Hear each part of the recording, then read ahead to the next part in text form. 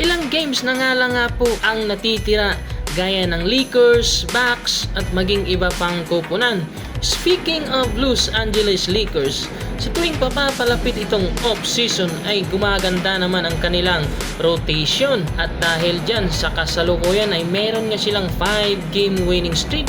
Samantalang Gabe Vincent maaari naman siyang bumalik dito nga sa Los Angeles Lakers matapos ang kanyang ilang pananatiling sideline sa bench ng Lakers at maaari naman siyang bumalik laban nga dito sa Brooklyn Nets. Oo mga idol, tama nga po ang inyong narinig. Alam nyo ba kung kailan yan? Sa linggo na nga po yan mga idol.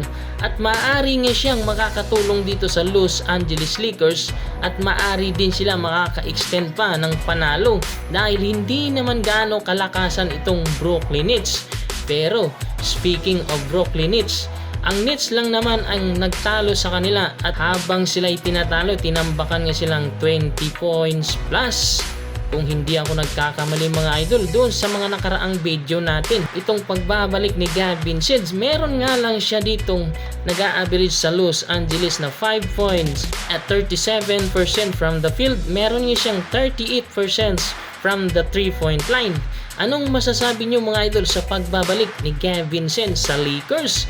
Mag-iwan ng comment, click like and subscribe.